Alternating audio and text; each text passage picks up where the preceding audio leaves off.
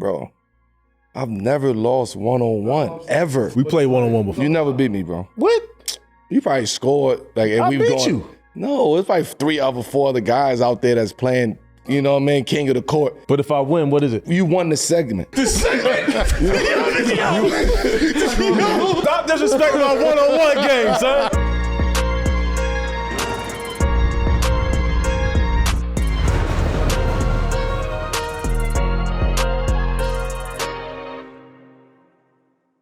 Peace. Welcome back to 7 p.m. in Brooklyn. It's always special when we have a guest pull up to the hook. But I equally cherish shows with just the 7 p.m. family, and we got another one of those for all of you out there. So with that said, I'm Carmelo Anthony here with my co-host. You know what it is? My name is Kazeem Famuyide. You can call me Kaz. What's up, it's your boy, Wave God. Hey. It's crazy. Not today, but it's a lifestyle. You know what I'm saying? Hey. I was about to say like that. It is. It's a lifestyle. Maybe it's not a rumor. You know what I mean? I'm not taking his hat off. I know that. And it's your boy. You know what I'm saying? The Kid Mero, baby, the human direct flap. It's your favorite Dominican uncle. This is a Wave Originals presented by FanDuel, the official sports betting partner of the NBA, the NBA. You know what I'm saying? If you speak Spanish, you know what I mean? And today we got a lot to talk about, gang. You know what I'm saying?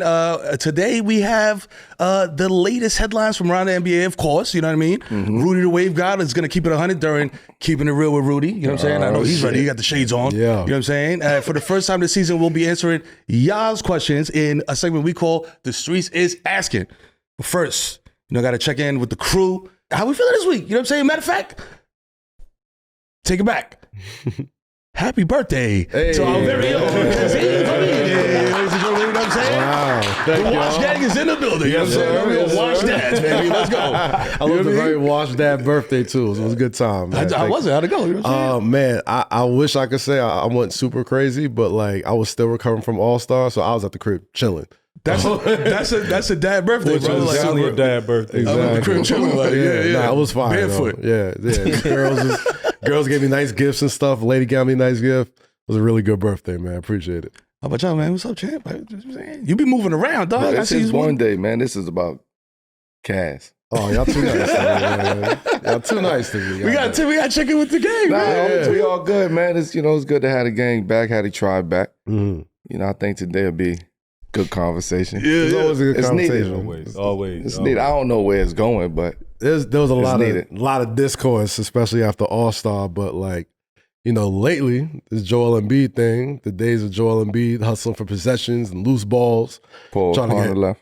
black shots. Put a left. Wow, yeah, Start start If you watch Joel Embiid lately, like he's really just doesn't look like himself, man. He looks fucked up, y'all. Flat being sick. Joel Embiid's been going through it this entire season. I mean, he should have had a pretty routine rehab process, but now they're trending towards recommendations for, quote, radical recovery surgeries, like breaking a bone in his hip and realigning the joint to alleviate pressure. Procedures that would sideline Embiid for at least a year. That's crazy, especially coming from an MVP season to now. But man, you watched him play. Like, Six is supposed to be a little better than all this. Like A little? and Embiid just looks like he looks rough, man. So do you think Joel Embiid's career is at a crossroads right now? Bro, Go ahead, you go. Doug, when you hear the word radical That sounds before surgery, sounds crazy. That is radical. You take your hip bone, put it in your.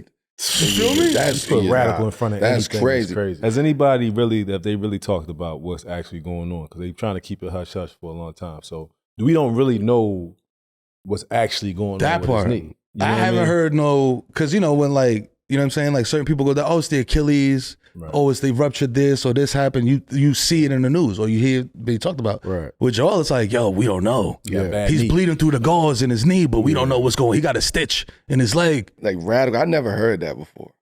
And I mean, we hear all the surgeries and types of surgery. I've never heard somebody say a radical surgery. I mean, he's a big dude too, so it's like, But radical that's scary. But honestly, I think that if you look at the past 3 years with Joel, like he's been battling different type of issues, Right. health issues.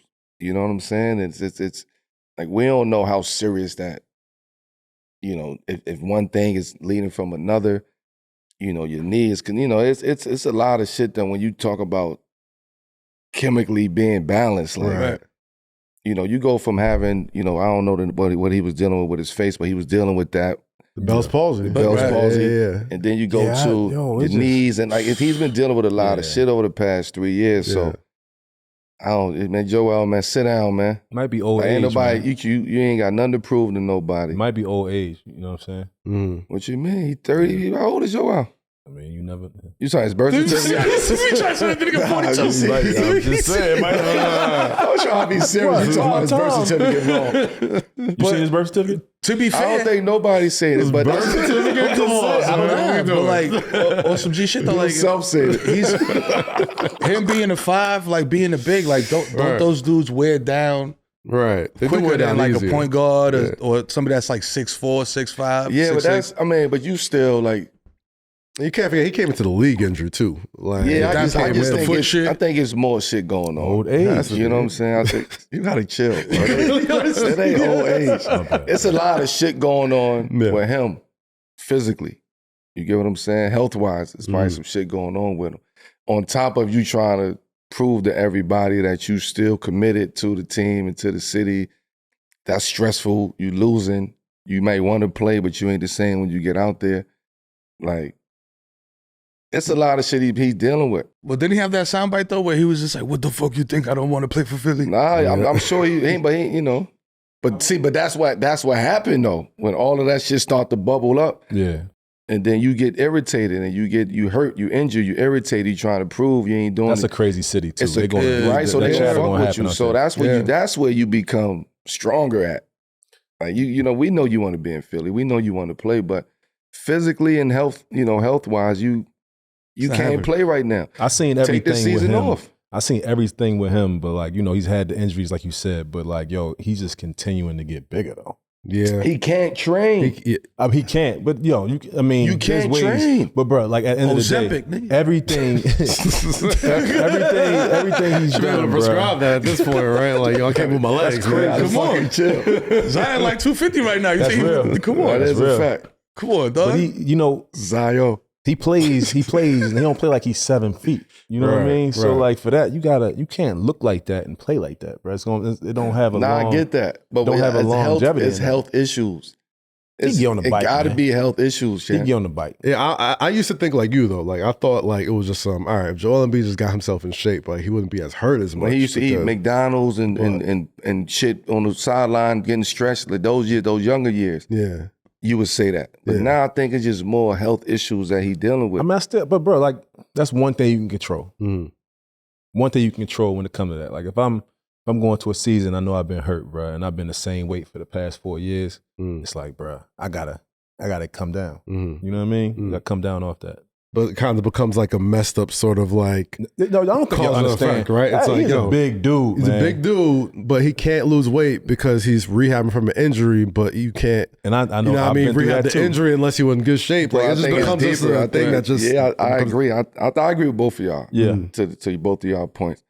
But to add on to that, I also think that it's something else going on with him. It gotta be. Right.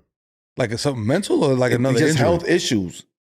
When you look at him, he don't look the same. He don't look. He don't look. The he don't body look language ain't the motivated, same. The face ain't this. The eyes ain't the same. But Like, you know how it is, Melo. You always hurt, bro. Like that take a toll on you. that's what mentally, I'm bro. saying. Like, There got to be something deeper than just, I got to go get a radical surgery Right. just out the blue. Like, That shit nah. sounds so crazy, bro. Like- Who somebody sat you down and said, yo, you know what? The only way we can fix this is if we take a piece of your hip. that's crazy. I'm like, all right, stop right there. That's We're two not doing surgeries. it. That's like last resort. Like, Right. Like, at what point do you think, all right, That's do Alex I, Smith shit. do I do this surgery that to sounds play crazy. ball, or do I, worry about my quality of life after ball? Because if you're talking about taking places and doing radical surgeries, that's like a lifetime of a changed life for you. It's Do like you a just hip like- replacement. Yeah. It's like, like you but get somebody like him, bro. If you want to have quality of life, he gonna have to continue to at least do something. He can't just sit around. He already big as hell. He take a year off and not doing nothing. He pushing 400 pounds. You know what I'm saying? So people don't understand that about like athletes. Me and Melo talk about it all the time. It's like, Right. yo, we just can't stop working out, bro. We all got injuries and stuff, and surgeries and all that stuff. You got to upkeep it whether you playing or not. So he going to for quality of life, he's going to have to get into a rhythm of just taking care of his body if he wants to have, you know what I'm saying, that kind of life. But, you know, he's never going to be able to just chill.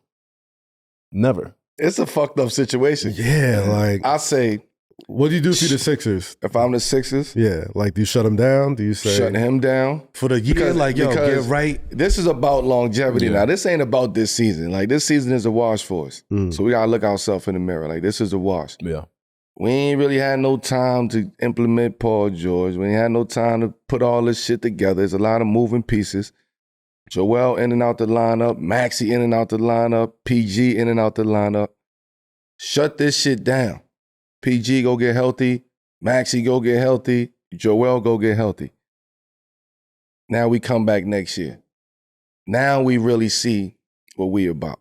Right now we can't, you know, grade them on this shit. I gotta keep it tall. Because it's a lot I of gotta shit. keep it tall. If you were a New York fan, could have happened to a better team, bro. I'm like, absolutely. After last year, like that whole Embiid, Mitch Robinson thing in the playoffs, where he was like flopping around. Like, granted, if you hurt, you hurt, but like that was such a wild display. That was wild. Yeah. Like, I get being competitive. They gotta shut that shit down, man. Let little Justin Edwards and them run out there and go play. Go let the young boys play. Y'all can't go nowhere. Man, that's $200 million on the bench just that year. Damn. You know what I mean? And that's the shit. They gotta spend the money, so they gotta spend the money. That's like, crazy though. The money's gotta be spent. $200 million not playing for the rest of the season. The money That gotta is be tough. spent. That's tough, bro. But it's like, again, from like a fan perspective, bro, I'm not coming to see the second unit. You know what I'm saying? Like, But you gotta understand, we can't do nothing about that. Like, you know what I'm saying? Like, shoot 2 threes. as players, if we hurt, we hurt, right? If we decide to play, then we decide to play hurt. That's on us. Right. Now, we decide to play hurt, then as a fan, you have the option to criticize me because I decided to go out there and play. So if I didn't play my best, cool, you can say whatever you want to say. You shouldn't even play. right. As a fan, you got to understand, like, we got to get this shit together.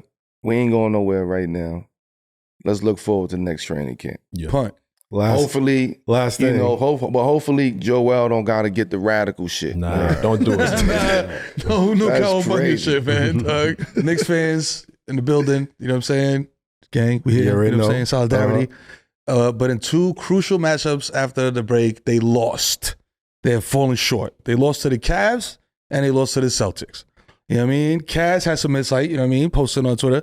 If you spend 5 picks and $200+ million on a wing duo that's supposed to anchor your D, part on the left, and the defense is actively the worst part of the team, that's an issue. It is an issue. Okay, You know what I'm Kaz. Okay. Kaz got spicy. He got taste. That's the take. That's what I mean. He got taste. He got taste. I mean, I'm saying? talk about it though, man. Like, I love OG. I love Mikal. I love him, bro. But yo, What happened? you can't, like, the worst part of the team can't be what you get paid literally to do. Can I stop you real That's the quick? thing. Please. Let's paint the picture of you put that on, Please, all of you right. posting that on X. Please, Let's yeah. paint the picture. What was happening? All had your right, toes so out, didn't you? I had my toes out. I was watching. On the left, It though. was my birthday. It was first time I was like, I'm chilling, watching the game. You guys are crazy on that couch. That's crazy. And man, they just walk up 3 after walk up 3, drop coverage 3 after drop coverage 3. Like, it was just the thing that you would expect. You know, you bring in 2 6+8 guys that are rangy as wing defenders, and guys are just spraying threes on you all day long. The Cavs one night, Celtics the next night. The spotlight's gonna be on you a little bit. It's like, all right, like, you are the main additions of this team, right? Like, and after last year, whatever, Knicks felt like, yo, if we had our players, if injuries didn't happen, like, maybe they beat the Pacers, maybe something else changes, right? Trade for Mikal Bridges, all that Nova love. It's 5 picks. And on top of that, you re-sign OG. With the mindset of thinking, all right, you got Jason Tatum and Jaylen Brown over here. You go get those guys. You take care of them, and then the Knicks will be, you know what I mean? It'll be something. And it's not even close, dog. Like, it hasn't even been close. the last 2 days. You don't think they'll get there? Like, I don't Mitch think, comes back, it alters the whole I think Mitch makes landscape. a huge difference. I think Mitch makes a massive difference. But at the same time, it's like, all right, well, if we don't get, Y'all seen him lately? I watched him today. I watched him today in the Why are we talking about that? practice joint. He looked good. Apparently, Did he said he punched Cameron Payne's joints in practice or whatever. Like Duncan, like he looked. I'll say this: the Celtics and Cavs play so big, and there's certain times you just watch the Knicks team and they just don't. They just get out big by like the Cavs and the Celtics. It's weird to watch. Mm-hmm. So I don't know. Maybe Mitch makes a difference, but other than that, My son is hurt. I am hurt. I am hurt. I speak for Knicks fans. It's like, bro, it's like, yo, Watching y'all get bullied, man. Go, I want you next. Watching y'all get bullied, ain't it? You next. You know what I'm saying? I mean, it's true. You know what I'm saying? Like, that's what it is. You see the voice go up. That's how you know shit is it hurt. You know what I mean? Because, like, yo, like Kaz said, bro, OG, Mikhail came in as, like, two-way guys. You know what I'm saying? Where it's just like, yo, bro, this guy could play defense. This guy could, be active in the offense and not be a liability. right. And You go and knowing you got to go through the Celtics. Like, you got to go through those guys. right, Yeah. knowing You know what I that. mean? So Yeah. this is why you go get him. Right. Is the antidote to JB and JT. You know what I'm saying? So it's just like now, it's not looking like that's what it is. You're looking like you're not looking like NyQuil. You're looking like the store brand. Tatum, You know looking what I'm like saying? God Like- against the Knicks, bro. Like, it's crazy. Like, You feel me? Like, I know we talk a lot about the face of the league stuff with Tatum. I'm like, yo, one way to get there is you continually bust the Knicks ass. Nah, like you've Tatum been is doing always the past Tatum is couple- always at the top when He turned into super light skin when he he's a- played the Knicks, bro. Like he's just like singing Drake lyrics, talk nigga about shooting the 30-foot face, threes. like Tatum is there. Yeah, he's there. for But sure. that's It ain't that's just enough one face topic, of the but- league anymore. Yeah, It the can't- fans, y'all finished? Yeah, man. Hell nah. Hell no, I ain't getting off the boat. I still think anything can happen though, man. Like, Yeah. you know what I mean? Like, Yeah, nah. the injury gods can play. They That's a fact. roll. You know what I mean? That's Like, a fact. Injury guards? Nah, I'm just saying That's things crazy. happen. That's I'm just crazy. saying things happen. all right? I'm not Yeah, gonna. nah, you I'm never not gonna rule let out. the fact that you go 0 for 9 against really good teams. Let me think like, all right, like. Don't mean it can't change later. Don't mean, you know what I mean? They can get it together. Mitch makes a difference. How much of a difference? We'll see. That's what it is. But I ain't done. I still Nah, think they never, really bro. a shot. So it wasn't done in 06. What's up, Rudy? When they was have Jackie Butler out there. Hey, I'm gonna y'all what you talk your think, Knicks Chet? shit, man. I'm gonna gracefully bow out. You know what I mean? Stop. But I know Mitch. I seen the picture of him, and And what happened? yeah, Yeah. yeah, big boy. That man look like he done. Look like he need, that old zip. You talking about Ozempic? Lil Manjaro. He was on it or off He it? need to be on it. Oh, That's what I'm he trying to need to be say, on it. man. Look, bro, Mm, eating that Man, all these listen, restaurants Knicks. out here, man. the Knicks. What do you think though, Melo? Like, you Yeah, we done yapping as fans. What do the professionals have to say? But I think they're the third best team in the East. So I do think. After Cleveland and Boston. in Boston? No matter what. I just think they have too many dead periods in the game. Okay. Like, it's too many, like, lack of effort periods throughout the course of the game. To your point, we do rely on the three a lot of times. Mm. It's just, I really believe that they put that team together the right way. Because you got to put those pieces around two guys who are going to be scoring the majority of the basketball. Right. Jalen and Cat. Those other guys, OG just coming back. He been hurt, right? So he's still trying to figure his shit out. We switch everything. The Knicks switch. Everybody switch everything, Yeah. right? So the way Boston play, they seek out mismatches. Not even mismatches. They just seek out who they want to put in the screen, who they Right. want this guy to, they seek matchups. Mm-hmm. So when you seeking a matchup, we going to get those guys off the ball. We going to get Right. OG off the ball, off of Tatum. We going to get Mikhail off of Tatum. So now you got Jalen on Tatum. You know what I'm saying? You got Yeah. McBride on Tatum. You Got the got big Precious Porzingis. on Tatum. Like, you never have Yeah. consistent guys Yeah. on Tatum. Right? So I'm not going to say the switching actually hurts, but it does against certain teams. I don't think we have Yeah. to switch every single time. Like, some people we ain't switching on. We keeping the body on the body. We just got to fight over the screen or under the screen. And I don't see no more like. But that's exactly why. Yeah, I'm just talking strategy. You know what I'm saying? You get tight at what OG and Mikal have been doing because if you but I can manipulate that as a player. Yeah.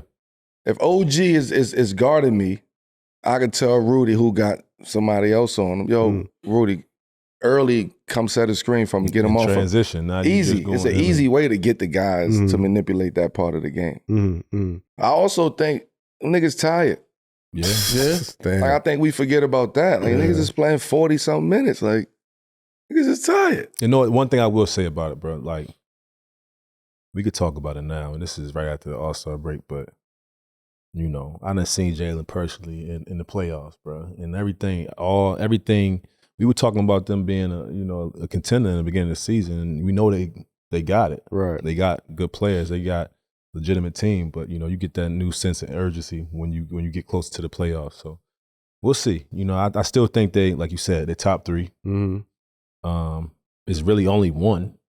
Everybody going after, the champ. So really everybody else is just trying to fight number 1. So it really don't even matter right now, to be honest. Yeah, with everybody gotta make shots. Like, you know what I mean? They gotta do what they do. Mikal gotta do what he do and just stop worrying about if he worrying about anything. OG got to find his, OG, like they don't take advantage of OG enough. They don't. Like when shit get fucked up and we shooting a bunch of threes, I'm going to OG in the post. OG go get me a foul, go get me a bucket. He the only one. Right. At that size, that position that can go down there bully and attempt to go get a foul or lay up on the block. Yeah. And a lot of guys, when they play on teams, like, that's a difference between like Boston. Like everybody knows what they're supposed to do, and they just not hoopers. They're basketball players. Yeah. So like Jrue Holiday ain't going to just throw up threes if he don't have to. Like I feel like those guys have their 2 guys. Well, New York has the 2 guys. They have Jalen. They have Cat. Everybody else is just spreading the floor shooting. Like you don't have to just shoot threes. Yeah. You know what I'm saying? You don't have to, especially if that's not your specialty or what you came in trying to do. Like. OG's a 3-and-D guy, but he also attacks the rim. But, looking at Boston, it's like a perfect team. Like Derek White, he knocks down threes because he's open, but he's not a 3-point shooter. Right. You know what I'm saying? Right. He's just a good basketball player. Yeah, Good basketball player. He's going to hit those shots. They make basketball plays. Right, you know what I'm saying? So I think if the Knicks want to, compete with that, they got to play basketball. Yeah, and I also think that teams are starting to, it's a copycat league. So if you look at the Knicks versus the top teams, right? I mean, a lot could have went into losing going 0 for 9. You know what I mean? Right, I don't really look at it like that. You look at moments, you look at how we played against these teams, how bad we lost, what we did good, we adapt to that. I think teams figured out a way to at least disrupt the Knicks offense a little bit by putting bigger, stronger guys, taller guys, them rangy dudes on Brunson. Yeah. Right. So now when you switch and you go into another 6'7", 6'8" guy, physical, you get what I'm saying? So you pick after pick after pick, you 6'7", 6'8", 6'9" on a switch off every time.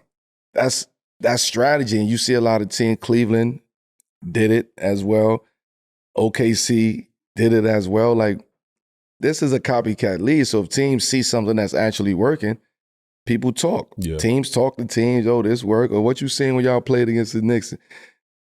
People talk about that. But I do think that's a major piece that moving forward in the postseason that the Knicks got to address, because the Knicks going to see that. They're going to see big, taller, physical guys. They're going to put physical guys on JB.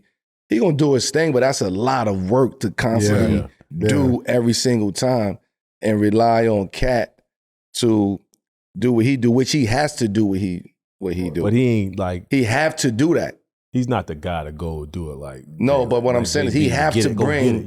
He have to bring he have to bring that, whatever his numbers he got right now. Right. Like 26 and 12. You got to be in that... You have to be in that range on the Knicks.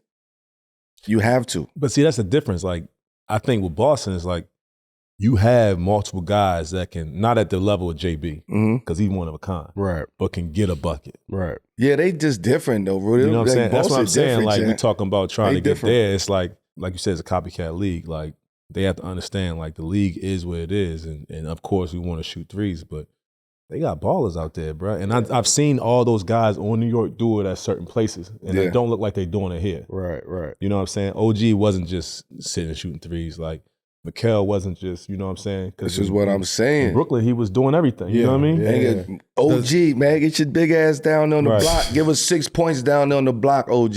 Right. Right. Go. We need that, OG. Go give me 6 points down there. Fouls, slow the game up, free throws. When shit get, y'all ain't making them threes, they trapping Jalen Brunson, the cat, you know what I mean? Off. Yeah.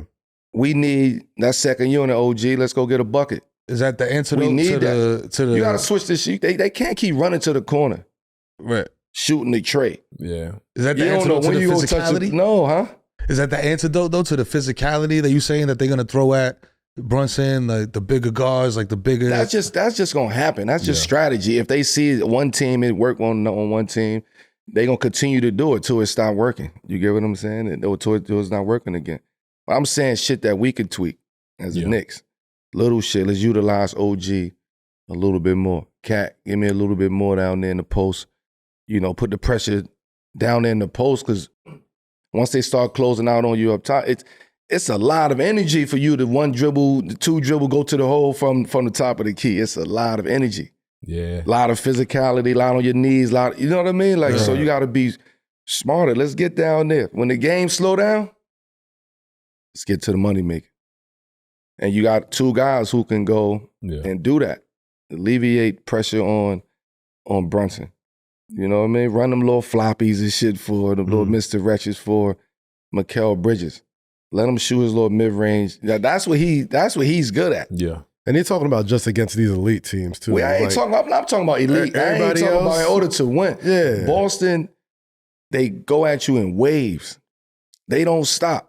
I really had an opportunity. I watched them before, but really started to lock into Boston and see, they are really, really fucking good. Every position, every player, and they go at you in waves. They physical from the beginning of the game. They running the same shit. They not running nothing different. They'll find a dude like a Peyton Pritchard who'll have a big game. Bro. Cornette will have a big game. Come on, you're looking at 5 guys with 20 points, 8. It's the way that they attack you. You have to be on your game at all 48 minutes. Right. You can't have no lulls against Boston. That's why they're the champs. Mm-hmm. So, Mitchell got to come back dominant. Not dominant at scoring, but dominant in what he do, rebounding and controlling the paint. For about 10 minutes. I hope he do, man. For about 10 minutes. Man, whatever he got, whatever he got. Whatever minutes. It's all you, Mitch. It's all you, man. I ain't mad at seeing, Cat and Mitch at the 4-5 either. I think that's what Tim says something like that. I ain't mad at that. Yeah, that'll be. That's the plan. Put him at the 4-5. Shit, when you get deep in I like the Josh East, Hart off the bench too. I like bringing Josh Hart because that bench just sometimes the starting five will be straight, and then the bench will just, unless campaign got it going a little bit, Sham is starting to come around a little bit, but you put Josh Hart on that bench, I think it makes all those other guys. Yeah, they come off the bench and energy with campaign. Yeah. You got Josh Hart, you got Precious. They coming off the bench. McBride coming off the bench. Yep. Let them rock. That's the energy crew right there. Yeah. You let Cat and Jalen and those other guys figure that shit out. Cat and Mitchell gonna have to figure it out because it's gonna be different for Cat now. Yeah. You're gonna be at different parts of the court. You're gonna be in different roles now. You ain't always gonna be in the pick and roll no more. Right. Okay? Yeah. You're gonna be lifted. You're gonna be in the corner. You're gonna be a spot up 3 guy. Yeah. You know what I'm saying? Right. So the shit is different. And that shit takes a little bit of time to get that right. They got, do they have enough time? They in third. I mean, they in third. Yeah, they still very good, yo. They set in third. So they got to tweak. They got another couple weeks to figure that out. I think so, man. But I think they'll figure it out. But my son hurt, though, man. Cass is hurt. I was talking wild shit for them Celtics games, man. I was throwing the point abbeys at the cameras and on my... Cleveland real too, though, champ. Celtics shit. Cleveland is real. Cleveland's good too. Nah, you been on Cleveland, man. Nah, man. I like Cleveland. They real. I read it. They real regular season. All the All-Star. They real regular season. Indianapolis Colts. Paying on the Colts. They real, Tim. So they feel like the Vikings. I think they have a shot. You think the Cavs can win it all? I think the Cavs is going to give Boston a run. Man. One of them, the Knicks got to go through one of them. Yeah, that's for it. sure. I'd rather see the I gotta go Cavs. through Cavs. And I'd rather see the Cavs. Yo, every time I watch the you Cavs, can't keep dog. Cavs is I'd rather real. see the Cavs. every time I watch the Cavs, I'm mad like No shots. not impressed. Not good, but like I don't look at them and be like, oh, this is definitely look gonna dominant? be. Yeah, Too cool, like yeah. Oh, there's listen, something about too I don't know cool, what it dominant. is. Why Like, not, I just- Like Boston look dominant. I think it's like you say, bro. They got 5 dudes with 20 points. You feel Boston. bro. Cavs is not doing the that. Cavs will run you the fuck out the gym. Cavs got and 30. they lock up. Yeah, That's what Cavs it lock is. up. That's what it is. I think defensively with Jared Allen and Mobley, like Mobley's really Them niggas good. lock up. Yeah. Who they just signed to? From Hunter. DeAndre Hunter. DeAndre Hunter. That was a He good could play. pickup. That was a really good That's pickup. That's a really big pickup. That 3-4-5 lineup is crazy. Yeah. So there's your 4 right there. It ain't, but listen, it ain't. Y'all never hear me say this type of shit. It ain't the Celtics though. You know what I'm saying? They ain't the Celtics though. Let's talk about. But I think they going. I know Cavs won't get to the. I'll get to the next topic. topic. Yeah, they throwing the highlight crazy. I think that's going to be a good series. Oh yeah, So like I think the Cavs got an opportunity to do something. the Knicks see the Cavs, bro. To be like it's like we go like get a nice appetizer before your main course. You know what I'm saying? Yeah. Food. You know what I'm saying? Light food before you get to the real food. You know what I'm saying? That's how we moving out of New York. You know what I'm saying? Come on, stop playing with me. Oh man! As far as West Coast basketball, Golden State Warriors are looking good again, man. Like let's talk about Draymond saying they wanted a chip after All-Star. A lot of people thought he sounded crazy. You wasn't one of them, but Jimmy Butler has I like crazy shit. made them look really good. Like Jimmy Butler been hooping with them, and the Warriors look like, yo, if they get a good matchup in the first round or something, like they might go on a little run. I don't know about championship, but we'll see. How would you describe Jimmy Butler and what he's done to give these Golden State Warriors a real shot at looking like a team that could have a deep playoff run this year? Bro, I'm jumping out the window right now, dog. They are a Western Conference Finals max team. Like, you know them Really? Jimmy Butler teams where it's like, yo, they might go all the way. I mean, You know what I mean? we saw it for 3 years straight with Miami. Like they sleepwalk through the playoffs, and then playoff Jimmy happens, and he's just like, all right, like how's it gonna happen again? Ask Rudy that. Rudy, how's it gonna happen again with playoff Jimmy? We're seeing it. Angry ass Warriors Rudy, man. legend. I know, right? We're seeing it. Ask Uncle Rudy, man. Bruh, don't get me wrong. They're a better team than they were. I don't see that whole playoff Jimmy shit happening no more, bro. I'm just being honest, man. Like, look, that team is predicated off of how well Steph is shooting the ball. Okay. Although Jimmy is there, brings toughness, they're a lot smarter on defense, but it's still predicated on Steph Curry. Like Jimmy, playoff Jimmy is everything Jimmy going off of Jimmy. Now, if Jimmy can find out how to play with Steph, Right. the legend, like, you know what I'm saying? The Golden State legend, if he can learn how to do that and still do his thing and be, which I think he can, but I don't think all that is, I don't think that's happening. I don't know, man. They've looked pretty good. They look good. I'm not saying they don't, but I think Jimmy gives them the right just amount of I think the Warriors have been like looking for a legit second scorer for Steph for a couple of years, especially after you trade Clay. But you get a guy like Jimmy, and even though it ain't as pretty as a Splash Brother, like it looks like it's just as effective. that's especially the around thing. like That's the Draymond thing and with Jimmy though. It's like with Jimmy, he brings more than just like scoring. I think the impact he gonna have is more on the defensive end. Their offense is pretty much just, move the ball around, you know what I mean? Everybody play off and get open off of how well Steph shoot, you know what I'm saying? Jimmy can get a bucket and get to the foul line. But I think the difference is, with that team is they will score, but they'll have laws when people are hitting shots and they ain't getting no stops. Yeah. You know what I'm saying? Yeah. That's a difference. You know what I'm saying? Now, So Jimmy helped you get those stops. he's going to definitely help them get them spots. Stops. You know what I mean? Yeah. I don't know, man. Lakers got Luka, dog. You know what I'm saying? Like, I don't know. When I said playoff Jimmy, what I was trying to say was like, and it wasn't like a no slander or nothing like that, but like known for like, I mean, obviously made the finals, but like known for going deep in the playoffs, but not going, you know what I mean, winning it all. the Larry. Yeah, You know what I'm saying? He got that winner's rep Yeah. without like really getting the chip. You know what I mean? Like he got that. We saw how deep the runs were upon the left from bubble run to last couple of years, especially against the Celtics. Went to the finals a couple of times. Bucks, like all that. it ain't nothing, but it still ain't like he still ain't got the ring. He's in the point in his career where he going to have to affect the game a different way. Like Miami, Jimmy, he was like, you know what I'm saying? It was like, yo, I got to get us there. He ain't got to do that no more. Right. You know what I'm saying? He just got to bring what he can bring the toughness, bring the smarts. Jimmy gives them something different. Yeah. Jimmy gives you another Draymond on the defensive end, right? So now Jimmy can go guard the players, and Draymond can be the safety now, which he's elite at being the safety. Yeah. So now Jimmy could be as aggressive on the defensive end. He could be in passing lanes. He got Draymond talking to him on, you know what I mean, under the rim on picks, weak side, like.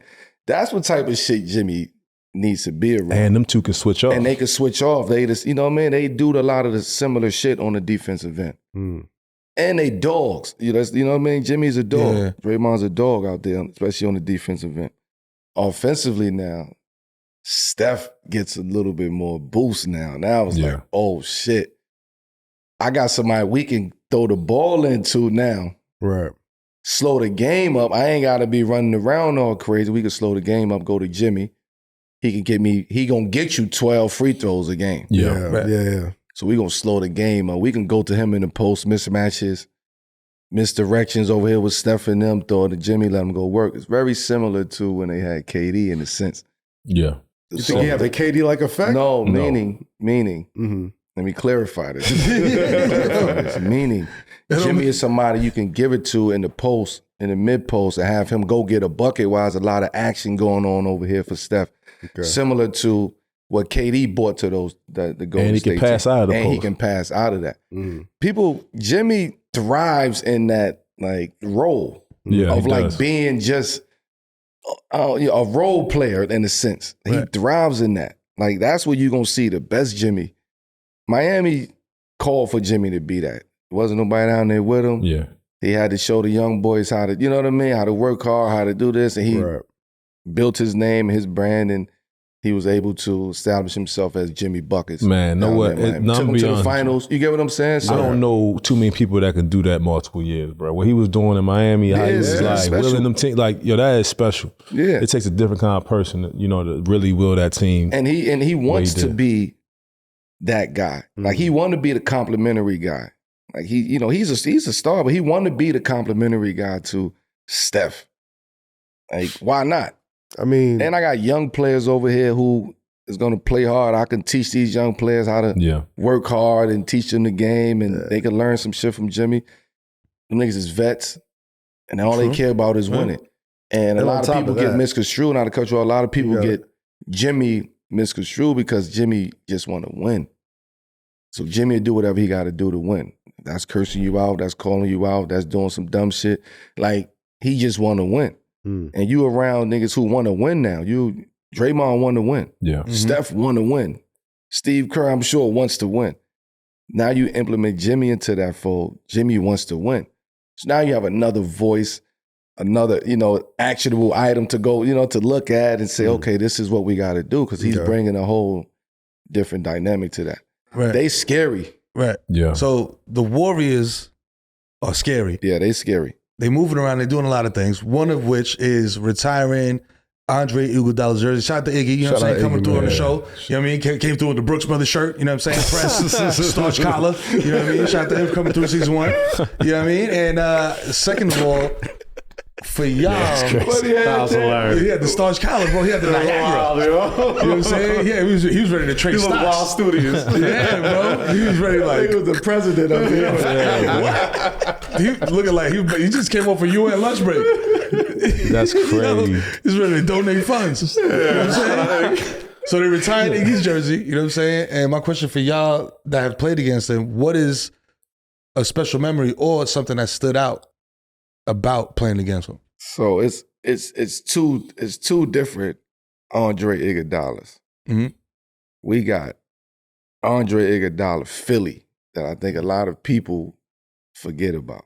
Yeah. Like, he was different in Philly. The shit he was doing out there, he got a chance to play with AI. That was like a nice little 1-2 punch for, for a little bit. But like what he was doing in Philly was a different Andre Iguodala than people fell in love with.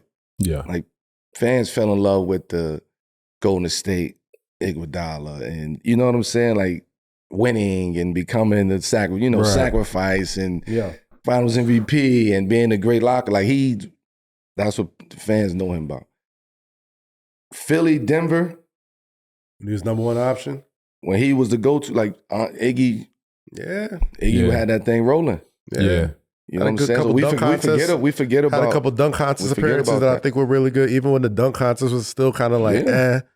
He had a couple appearances. I was like, Iggy one of them ones. Like, Iggy is the ultimate like NBA, you know what I mean? Professional, like you want somebody to go in your front office and Iggy did everything, bro. Like Iggy was with the starch collar.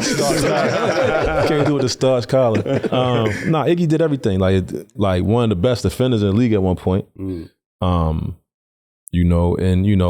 Got to it in Philly and in Denver. He was getting to it. Like he added things to his game that we didn't think he had. Like he came in the league as a defender, like go catch lobs, play with AI, just run the floor. Right. But he's a student of the game. He with us? Yeah.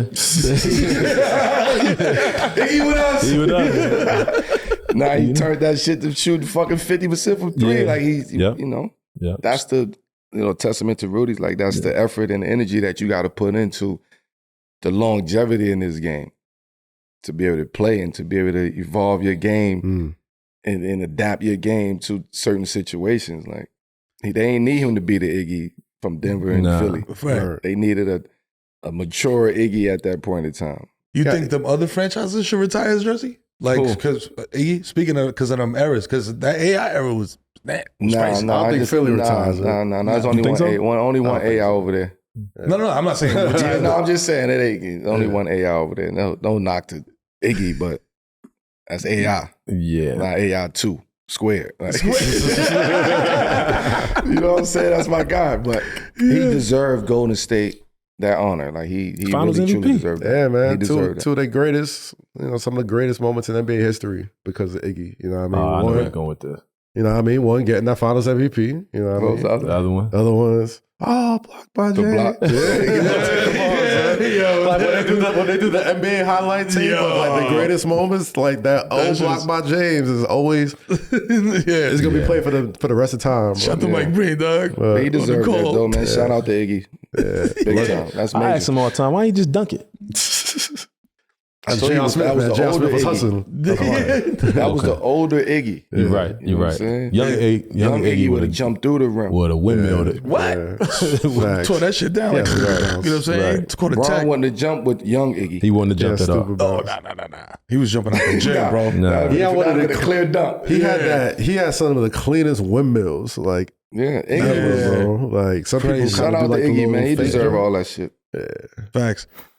When the game tips off, the NBA action is just beginning on FanDuel, America's #1 sports book, because FanDuel is your home for NBA live betting. So even if you missed the first few minutes of the game, or you want to bet on the fourth quarter comeback, you can make your picks from the first whistle until the final buzzer, champ. Plus, you can even combine your live bets into a same-game parlay for a shot at a bigger payout. Listen, however you want to play, now's the perfect time to join, man, because new FanDuel customers get started with $150 in bonus bets if your first $5 bet wins. So just visit FanDuel.com/7PM to join the day. Listen, man, it's FanDuel.com/7PM for your shot at $150 in bonus bets, man. Make every moment more with FanDuel, official sports betting partner of the NBA. If you love watching players get buckets, then you're going to love this promo from DoorDash. This season, Dash Pass members will receive a special promotion every time a player scores 50 points or more in the game during the regular season. And listen up, all right? Because this is a Dash Pass member-only deal. So sign up today and save more all year round with $0 delivery fees and reduced service fees on eligible orders. Lock in to save 50% on a single eligible order up to $10 off. The day after a player drops 50 points this season, though. The offer is only valid from noon to midnight the day after the game. Make sure you use the promo code NBA50 the day after the 50-point game during the NBA regular season to pull up on this exclusive offer, B. There's already been a couple 50-point games this month alone, and with teams fighting for the playoffs, I expect to see some big performances down the stretch. So sign up for Dash Pass today for your chance to take part in this exclusive DoorDash deal. They swoosh, you save. A little more somber news, man. Wemby received a season-ending diagnosis, man, in the midst of a crazy sophomore season. He was balling out. He got diagnosed with deep vein thrombosis. It's a form of a blood clot in his right shoulder. Spurs don't think that there's any long-term health concerns and remain optimistic that he'll make a full recovery before the start of the next season. Now, the Spurs probably got to start looking ahead to next season. You know, now that he's out for the season for sure. What's the perfect lottery pick for the Spurs? If you got to be like, yo, this season, talking about seasons being a wash in Philly, season is a wash in San Antonio. Who are you picking to pair alongside him? And what pick? You got to set the stage. Let's say the Spurs with the number one pick. You know how the Spurs luck is. They got to mess around and get the number one pick. Of course. As they always do. I didn't want to say that. They didn't say that out loud. Now that he said out loud, it's definitely going to happen. I was trying to dance Philly might get the number one pick this year. But the thing about it, though, Philly don't, like, it don't move the needle for them to get Cooper Flag, though. They don't, like, they'll be better off with two vets to come in there and play their position rather than getting Cooper Flag. So you need Cooper. They got assets. Spurs with Cooper Flag. You need a star. You need somebody. You need a face in Philly. You need Cooper. I think if you... With Joel at the 5, Cooper at the 4. You got Joel. Huh? Do you have Joel? Yeah, you Joel don't know. He He might be gone for a year. Next year he'll be back next year. They said if he take the surgery, They said 6 months, 6 to 8 months. He'll be back. Joel, Cooper, Paul George, Maxey, Shorty come back, McCain. You know what I'm saying? That's who you know what I mean? But then on the other side of the coin, I don't think they're going to lose enough. Huh? I don't think they're going to be able to lose enough. Philly. Washington up there, boy. Washington down there. Washington win the game. They ain't winning enough. I think Philly will get number one pick. Nah, boy. Philly will get number one pick. I don't know, San Antonio. San Antonio's intriguing. come on. San Antonio. Like Karen said, man, I didn't want to say it out loud because now it's definitely going to happen. They're going to get the number one pick. You got Fox. I keep forgetting. You got Fox. You got healthy You got Wemby your back. guard. You got Wemby. Stephen Castle. You who I like. You got Stephen Castle. So You that's got your Devin 1-2s Vassell too, right really there. good. You know, you got Vassell. Vassell's pretty solid. He like a new Norm Powell. Right. He's solid. So, Yeah. But Calvin Johnson still there? Yeah, Calvin's still there. Calvin's still there. They got some picks. You need another big. You need another big. They got their pick, and Atlanta's pick. also they got to have two. Yeah, you need another. You lottery need a picks. big though. Definitely. I like They got a lot of trade pieces, San Antonio, bro. Yeah. So it can happen. more than Flag though. I like the guard from Rutgers, Dylan Harper. Mm-hmm. I think that's a dude. Like even if he don't go number one, like But Dylan Harper, bro. San Antonio. Not for San Antonio. Oh, okay. But like San I like Antonio him. got Stephen Castle. you got Stephen Castle, and you got Darren Fox. Yeah. So what are you going? You you said at that position 1 and 2. But Yeah, you said that Dylan's position just like before. you talking about like talent available type of situation. Right. He's Yeah. he's one of the Dylan, ones. yeah. Maybe not in San Antonio, but like Philly, definitely. Like cook in I like Philly. him and Dylan. And, wait, they got the kid McCain too. That's what I'm saying. Who I like Y'all, you know what I mean? Y'all gotta also. look at the roster. Yeah, But- damn. Basketball's positionless, champ. Yeah, In what happened with that? 2025. What? Like It's a new era. Positionless. You know what I'm saying? Man. A 5 could be a 2, a 2 could be a 4. Positionless. That shit, that shit about to go out the window. I see him coming out the bench anyway. I don't see him. McCain? Yeah. He's solid. I He's like little, McCain. Next bro. year? You gonna play him and Him and Maxey together? Yeah. No. They was playing together this year, early before They y'all weren't. hurt. They weren't winning. And they was hooping. They weren't winning. He was hooping. They weren't winning though. Ah, that's true. Well, you got a point. They definitely want. They want a But little. that was bit. this year. I'm talking about next year. You get enough. You get him healthy, come back. Him and Maxey in the backcourt. PG come back healthy. You draft one of them, Cooper or Ace Bailey. You draft one of them. What team is this? Philly. What you think of Ace Bailey? Yeah. Love Ace Bailey. Love Ace Bailey. Over Cooper, or is it situational? It's just situational. It's not like one or the other. It's like it's situational. Ace Bailey play like a. If Philly is the number one pick, I'm got- taking Cooper. If Philly get the #1 pick, taking Cooper. Cooper look like a Spur to you or 76er? Huh? He look like a Spur to me. Like a Spur to me, bro. He look like that's Spur Popovich's like He not gonna go past opus. 1. So That's true. if Philly get 1, they better take him. You look like a Wizard then. Nah. a wizard. Come on. Do you want him in I never heard somebody say he I look like would a love wizard. to see. wizard, I right? would love to see Cooper in like a San Antonio. What about Brooklyn? I would love to see Because he's- Dillon in like a San Antonio. Because he's like they competitive right that away. type of system. You know what I mean? gonna get that type of learning, that type of culture. Like I would love to see. Rudy's a huge What about Cooper Flag in Brooklyn? Huh? What about Cooper Flag in Brooklyn? What do you think? How do you think that'll fit him? in Wherever Brooklyn. he goes, it's going to be an ass team. Yeah. You know what I'm saying? So you're going to be on an ass team. So you got to be prepared to lose.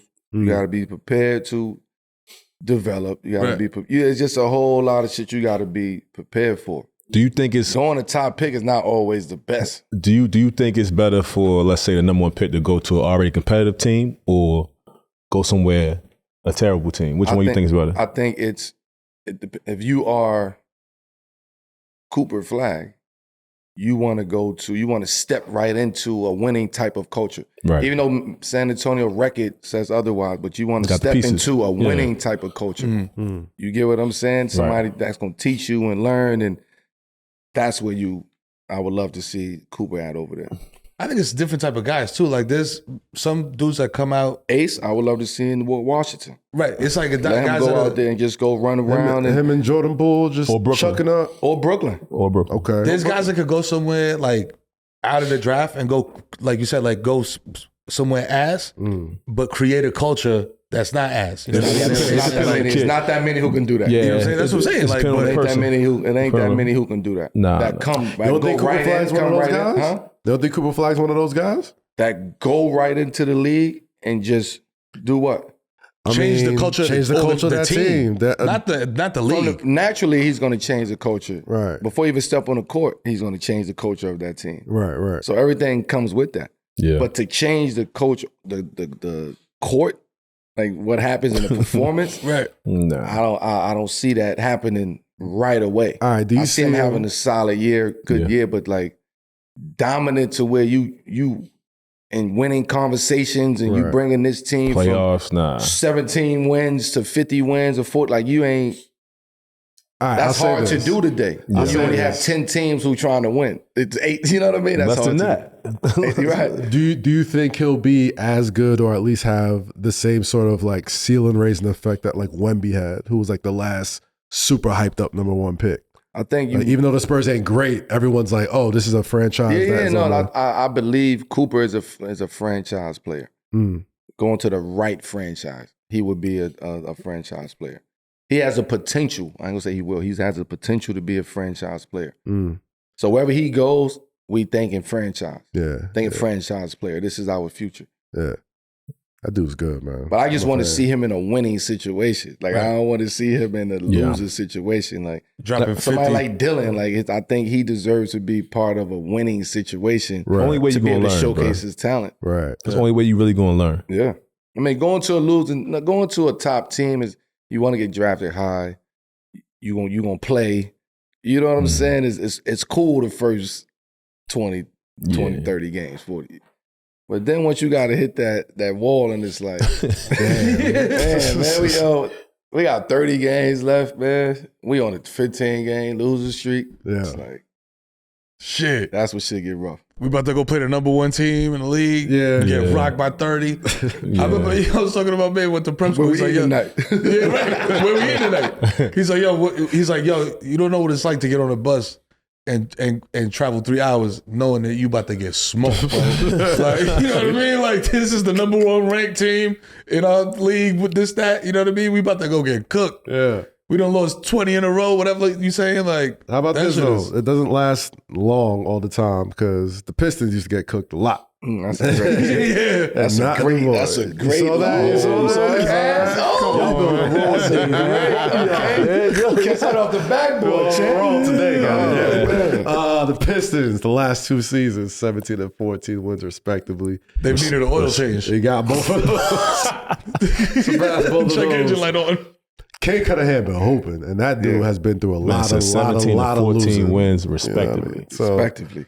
Talk to me about Cade Cunningham. What makes him so special, especially what he's done with this Pistons team? I think we seeing the development of Cade Cunningham, like the patience and of like going through the process. Like Cade was nice. High school, he been nice. You know what I'm saying? Oklahoma State, nice. And Montvale too, back then. Yeah, he was nice. One of them legendary high school teams. One of them ones, but now he's starting to find his pace, find his flow, find his speed, his confidence. He's shooting the ball. Like he doing shit that's like I'm here. Like I'm letting you niggas know I'm here. Yeah. And as a result, they winning. Yeah. But now Detroit got somebody who they could every night. Like you like, yo, listen, we got Cade now. Like who gonna lead us tonight? And now all we got to do is come and do what we do. Big fella, you go out there, rebound, get 20 and 15. Right. You know what I'm saying? You got the other Stewart out there. They bruisers. The bad they boys play physical. Like, bad boys back. Detroit play physical. Yeah. You got old head Tobias over there, like wild ass. You know what I'm saying? Bro. Tobias got the mini fro. Bro. He got the mini fro. Nah, but he brings something to that team too. You know what I'm saying? I just think they finding their flow, and Cade is in the driver's seat. It finally look like he's comfortable out there. You know what I'm saying? He never was the fastest or nothing. His game was he's crafty. He can do a lot of things on the court. I think he's finally figuring out what he's good at. And and it's funny. Like the people they compare him to all kind of took them a minute to get to that part too, like to figure out how they can be effective. Who they compare him to? Huh? Who they be comparing him to? James Harden. We say he could be like James or Luka. So like. With those guys, they're not the fastest people, but they figure out how to get, their shots off or whatever, be crafty. So I think he's finally starting to figure it out and starting to affect this game, and it's showing. Like he nice. I always thought he was good. Like you said, he's been good for a long time, but he's starting to figure out, like, yo, it's different. It's different up here. You know what I mean? Right. I gotta refinance. You know what I mean? Gotta refinance. The bridge from being good to winning. You know what I'm saying? Is that's tough for us to get across. Yeah, word. You need an easy pass, bro. Especially the type of losing they was doing. They was doing some historical. Big historical. They went generational. They went through it. They went through the grind. Right. They went through the grind of losing and being an embarrassment of the whole league. Yeah, there was the walking punchline. Remember what was it? What Kuzma said? Just don't be that team. Talking about the Pistons. That's wild. Just don't lose to them. That was wild. He was on. They that was team that too. bad at one point. It was like L Watch every night. Like, did the Pistons lose tonight? Yes. 19 straight. 19 straight, man. It's part of my parlay every night. You know what I'm saying? That's crazy. They got their shit rolling, though. They got a chance to play the Knicks in the first round.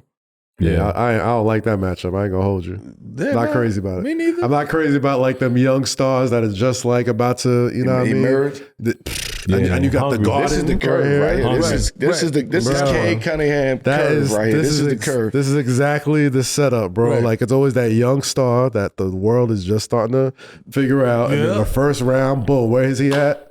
Madison Square Garden. Man, you see the oh my God. Bro, it happens every Knicks fans be so broken. That's true. All you gotta do Knicks fan. Dog, it's no shots in all this city. Yeah, you gotta be hurt. Bro, but this is the thing. Heartbroken. From being a Knick and from coming into the Garden as a visiting player, there ain't no other arena, bro, where motherfuckers will make like a 30 for 30 about the shit. Tonight, Cade Cunningham had 70 in the Eastern Conference Finals against the New York Knickerbockers. They sit in the back. They know when you go into the Garden.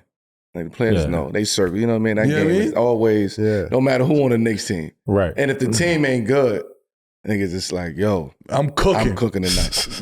Green light. Going off tonight. Don't tell me shit. Put that clipboard away. And if the team good, that means you got to up your game even more. Right. Because if you play bad in the Garden, that stain was with you the whole season. The whole shit. Yeah. You know what I'm saying? And speaking of upping the game, we open the game here on 7 p.m., baby, because we got a segment.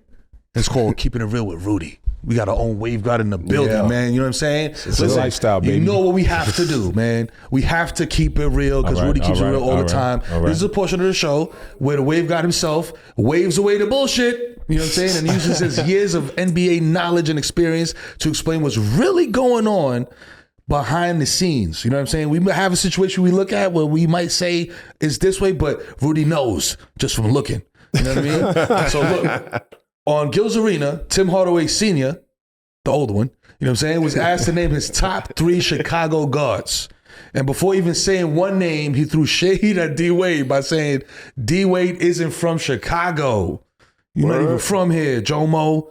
He also had shots for Tyrese Halliburton, saying if I go back and suit up, I want to go fuck up Ty Halliburton. He talked so much shit, he think he all that. To which Halliburton responded, I don't know, man. Nah, he didn't say that. He said, tell the world the reason you feel this way, Tim. Rudy, what do you think? Is this Tim Hardaway Sr. being a hater? Or is it a legend staking his claim? Let me think about this one. Is he being a hater? Nah, I mean, he Tim Hardaway. We know, like, he's competitive. Like, that's just what it is. That don't turn off. Like, of course, he probably watching players like, yo, I'm better than him, better than him, better than him. So do I think he's a hater? Actually, yes, I do. I do, actually, yes. Thinking about it, yeah, he's a hater. But that's cool, though. Yeah. That's cool. You can be a hater like it is with, like, yeah. Hate. You know what I mean? It just is what it is. Like, that don't surprise me, bro. Like, Tim Hardaway was always kind of a shit talker, right? Like, always. Him and Gary Payton were like the dudes I just always remember just being just. He looked like one too. Just like little shit, like about everything, you know. And I guess small man complex, man. Well, yeah, maybe It's some deeper shit. Yeah. Oh, I heard it's some deeper. well, I don't know. I'm just saying based off of what I'm reading. Tell them how you really feel. Yeah, that comment. There's some other shit that we don't I'm get not gonna into that confirm on it, 7 no. p.m. Yeah, we don't have the details. We don't have the paperwork. We don't have the data. We don't have the paperwork, so we don't get involved in that type of shit. We will not spread lies on 7 p.m. in Brooklyn, man. It's a respectable basketball podcast. I think Tim, first of all, Tim Senior is funny as shit. Yeah. Like, he's funny as shit. That comment about D-Wade, hilarious. Yeah. Nigga, you ain't even from here. From here is crazy. That is the craziest shit you can say to a dude from a major city. But you gotta think, like, where he's coming from. Like, his era of, like, thinking as a point guard and, like, they still stuck on that. Like, they still stuck on, like, this is the way that you're supposed to play. What was the 3? Isaiah Thomas, Another Tim hater. Hardaway, Put yourself number 2. I respect it. and then, of course, Derrick Rose. Okay. Derrick Rose not over you? I said Tim Hardaway. He's second, number 2. All right. Hold on, what's right? Is something in your ear? No. I just thought the youngest MVP ever. I said Isaiah Thomas, Tim Hardaway, and Derrick Rose. Something in your ear. I mean, hold up. I mean, you play with Junior. Point guards. Okay. He's point guards. He's talking about point guards. Right. Right. So you play with Junior. D-Wade not really a point guard. Yeah. They said guards, but Point guard. We're going to give him the benefit He of said the doubt. point guards? He said point guard. Okay. Specifically? Yeah, point. No, you ain't got to run it back. No. Don't run it back. You ain't got to run it back. No, he said point guards. He said point guards. So you play with Junior. Yeah, that's my son. That's my guy right there. Like, no pun intended saying that's my son. Talk about his dad and shit. Like, that's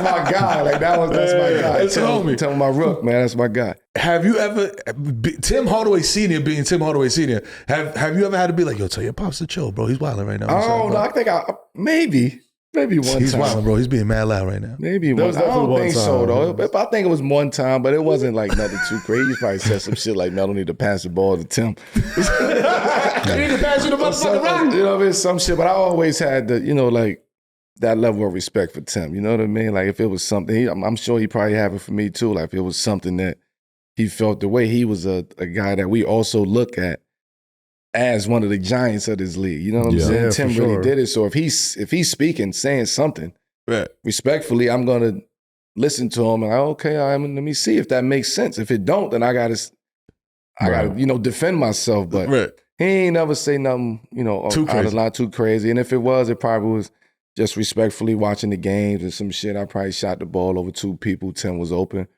Like, you know, it probably made it happen. That happened a couple You know, times. I'm just saying that's probably why you would be mad at me. Like, man, motherfucker shooting over 2 people, man. Tim wide open, man. He opened in the corner. You know what I'm saying? He probably watching the game at home, mad as shit, watching it. My bad, Timmy. Tim Senior, my bad, Tim.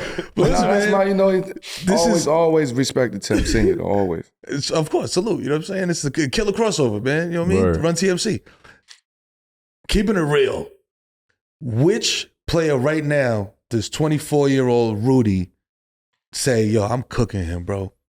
Yo, y'all crazy. And Melo follow up, man. Like, and it's not even like it's the spirit of competition, man. You know what I'm saying? Like, So who's 24 which years current old? 24-year-old player would Melo and Rudy 24. Them Where was saying, I which at one would 20? you Let me just see. I want to see something line real up? quick. 24. Who's the top 5? Give me the top 5. I don't even know. What year was 30? I don't. It's all a blur, man. Well, he asked you, though, man. It's keeping it real. No, Rudy. he ain't asked me. No. Well, I mean, it do say Melo/Rudy up there. You know what I'm saying? So, Keep it real with Rudy, though. Don't duck the All right, keep it real. Who would I want to match up with? I match up with How about we name a bunch of Ooh. wings? Nah, so now, I like where it's going. I take control. Let's name some wings. All right, so no, boom. because hold up, before we get into this, man, Okay. let's look. I'm gonna be honest. Like, look, bro. Nobody disrespecting I'm not you, acting bro. like You I don't was got the the, shit, you know. nigga. Come on, I'm not man. shit. I'm not. I wasn't. You was know, nice, nigga. You was nice, Rudy. Come on, man. Let us say it. I will walk out of here. Let us say it. But Sick of I this was hell nigga. when I was well. I would just say that. Sick of this guy. I was hell when I was well. So before y'all do that, all right, let's do it. All right, let's think about this. I was All right. hell when I was well. 24. Let's go They got to through- be let's go 24 through- exactly. Let's go to some of these young all-stars. What about Tyler Hero, Miami Heat? Oh, you fight too Okay. small. He too Too small. small? Too small. Bucket. Too small. Too small. This is Rudy. This He is be in Rudy. trouble. No, Rudy had the same issues. Like, you know what I mean? All right. Not with me, but I'm Nah. saying he had this. He would have this. copping deuces. No, meaning other guys would have the same issues. The guys that you naming will have issues with Rudy. Of course. Yeah. Of course. 6'8", All right. 6'9". See it? Mikhail? Mikal Bridges. Too What do you, little. and also, Too like, little. you know, follow up too, like, what, like, how are you breaking them down? Is it in the post? Is it outside? Yeah, like, Mikhail is, you know, so if I'm dribbling all that stuff, that's where he got the advantage. If I put him in the post, he too little. Okay. You think people take advantage of him offensively that way? Like just being able to either body him up or the way Tatum did or? Yeah. Tatum the only one. You're the only one. He's the only one out there that really, I mean, we don't watch, like, we don't pay attention to the Knicks versus like Right. when he playing against Scotty Barnes or somebody. We do. Like, We do over here. we do over here, but I'm saying like, and really you don't have people like that can like. It's not too many players that can go in the post at our position anymore. You know, they just spreading the floor now. Okay. You know what I mean? So I that don't being know. said, Tatum being one of those guys that will go in the post, but you being from that era of like, yo, I willingly go down in the post. I got moves down here. Yeah. I work on this. Yeah, You know what I mean? that's what made us different. You Right. know what I mean? In our era, it was like you had like we talked about T-Max. You had Melo. You had KD. You had all these guys that will bring the ball up court and then put you in the post too. So it's like you can't just play one thing. Your job's never over. You know what I mean? Yeah. Your job's never over. So yeah, nah. What about Jalen Williams? OKC. Jalen? I mean, he's small too. He's like 6'5", 6'6". Is he? Yeah. 6'5"? He played like he's like 6'7", 6'8". Put Google that shit right now, man. Top 10 wings. Cornrows Jalen Top Williams. 10 too. wings. Basically, Rudy said, "Low ass nigga, man." That's basically. He's too little. too little. What you talking about? But honestly, bro, like I feel like a lot of the comparisons, even if they're elite now, just the style that was being played when you was active, Yeah. you know what I mean? Like just gives you the advantage because it was a more physical style. You know what I'm saying? Like you were saying, like this elite players played in the post a lot. There's like a specific archetype. Yeah, we was playing. It was like, yeah. yo, you had to find mismatches. So if like Melo, if you got, let's say like J Kid, you play with J Kid, but let's say in Dallas, he matching up with you. You're not going to try to play 1-on-1 out past the three. You're going to be like, look, I'm going to go down here, throw me the ball. I'm not messing with him down there, out here. Like, yo, down here, this is where we're going to be until they switch. You know what I'm saying? So that's just a strategy. Right now, it's like we don't have much of that. It's just, okay, how many threes can we get up? You know, we don't have time to sit there and wait for this person to get that mismatch. You know what I'm saying? So it was a different game. Man, we only scored about 100 points. You know what I'm saying? that's So every possession counted more. You know what I'm saying? So yeah, you ain't had time to figure out like, yo, let me just shoot over him a couple times. No, I'm gonna go here and make sure the ball going. You know what I mean? Or get to the foul line. Straight to the rack or shoot the three, goddamn it. Listen, another one we got for you, man. You got to keep it real on this one too, man. Melo, that was very slick Euro step you did around that. Hey, we was trying, man. I saw what's going on. I was like, you know what? Another one that we got for you to keep it real on is the vibes in Phoenix do not seem immaculate. You know what I mean? Like Book is struggling, KD, Beal, that trio is not, you know what I mean? Like doing what they're supposed to do. We talked about this before. You know what I'm saying? Hold on. Before we get into that, did I not call that? You did. You did. Yeah, You did not call that. Don't transition. Oh, you said it wasn't gonna work? Yeah, you did. Okay. I'm with you when Making you're sure right. I knew that. I'm with you when you're right. All right. Put it on the shirt, baby. Right. Come on, man. Right. On top of that, the season for the rest of the schedule looks like, you know what I mean? Not easy, to say the least. You know what I mean? So they look like they cook, bro. You know what I'm saying? Like, I think the KD out of there, bro. you know what I'm saying? So Like physically or mentally? No, I mean, I think they're gonna ship him out at the end of the year. I think it's a wrap. Hey, it might be, bro. That experiment might be over. You know what I'm saying? This is Rudy's segment. Yeah. No, I don't. But Doug, like, so talk about, like, the question is this, right? How do you deal as a player, as a elite player, how do you deal with being on a miserable team, dog? Where it's just like, bro, I know we are going nowhere. I know we ain't going nowhere. What am I doing here? That shit is whack. Like, you know, we talked about it. Like, yo, you lacing up, you playing through injuries, you know what I mean? You going up to the trade deadline like Bill and thinking you're gonna get traded, you playing so you don't look hurt, you doing all sorts of things for nothing, you know, and to not be, you know, feel like you respected on top of that, it's tough. But, you know, if there's any team you're not worried about the schedule, it's them. Like they got 3 great players. So like they're gonna play up to the competition. They ain't worried about that. It's just, you know, will they get it together and figure it out? Which they ain't done it yet. So I don't think it's gonna happen. You know what I'm saying? So, you know, definitely they gotta make some moves, but you know, it's definitely, you know, they ain't it's trouble on Camelback Road, man. You know what I'm saying? You know what I mean? Yeah. You know? How do you handle that though? What does Rudy do, bro? Are you at Dave and Buster's every night, B? Or you like are you binge watching White Lotus? Like what is happening? I don't know. I to see stay a lot locked in? You know, to stay locked in? To stop from losing your mind, B, because I don't like to lose. We ain't there yet. We ain't, like, you know, what is it? February? Yeah, they ain't there. Yeah, wait till we get them, you know, mid-March or late March, and the same thing going on. That's when. When do y'all start doing the Cancun on 3?